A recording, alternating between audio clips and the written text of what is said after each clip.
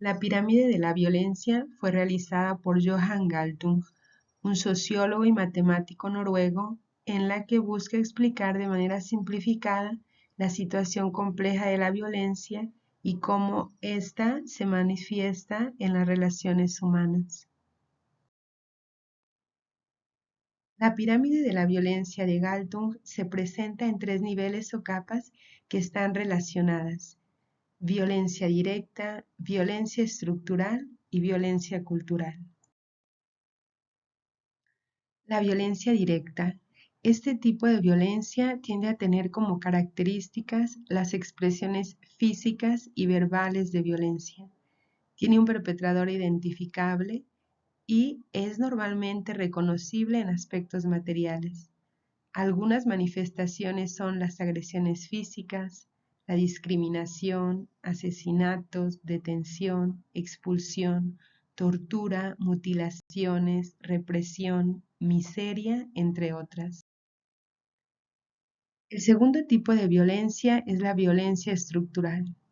Este tipo de violencia es más letal que la violencia directa y también es mucho más difícil de visualizar.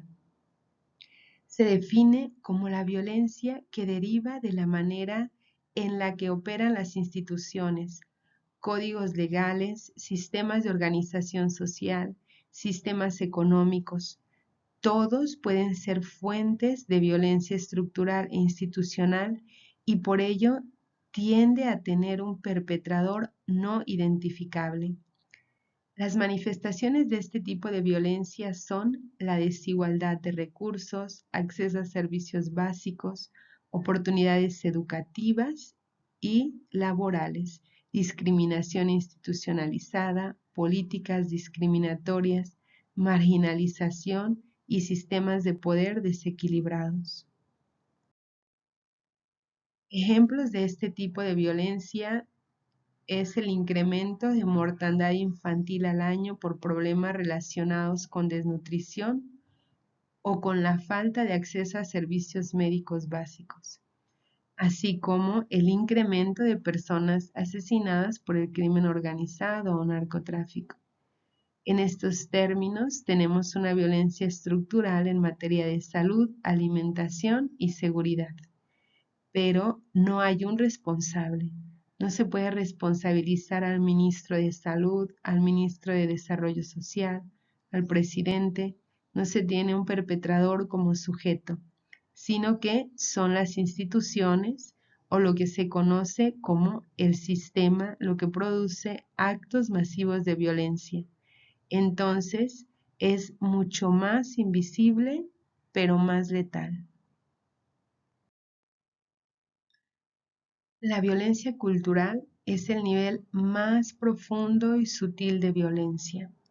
Son todos aquellos conjuntos de ideas, normas, creencias, actitudes y valores que legitiman la forma como operan las sociedades e instituciones y que perpetúan la discriminación y la opresión en estas. Hay un aspecto importante de la violencia cultural y es que el perpetrador tiende a no estar consciente de lo que es. Y además el perpetrador y la víctima pueden ser el mismo sujeto. La violencia cultural se encuentra inscrita en la forma como los sujetos entienden su rol en el mundo y en ese sentido están imposibilitados para detectarla. Y sin un proceso reflexivo tienden a no cuestionar sus propios principios básicos sobre lo que ellos entienden, su función y su cultura. Algunas manifestaciones de violencia cultural son prejuicios, estereotipos, discriminación basada en género, raza, religión, orientación sexual, entre otros, y la aceptación social de estas actitudes. Así, por ejemplo, los indígenas no tienen cultura, ellos tienen folclore. Ellos no tienen idiomas, tienen dialectos. No tienen arte, tienen artesanías. No tienen dioses, tienen deidades. Entonces, estos son reflejos lingüísticos que permiten adivinar patrones de violencia cultural legitimada de racismo y discriminación hacia estas personas que viven en la miseria y corren el riesgo de morir por enfermedades curables o por problemas relacionados con la alimentación.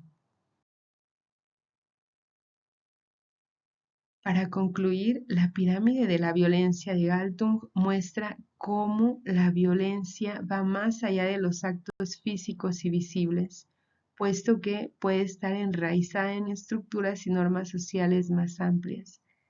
Para comenzar a elaborar de manera efectiva sobre la violencia, es necesario abordarla en sus tres niveles: la violencia directa, la violencia estructural y la violencia social, recordando que es necesario poner mayor énfasis en las dos últimas, donde se esconden y postergan las desigualdades y opresiones sociales.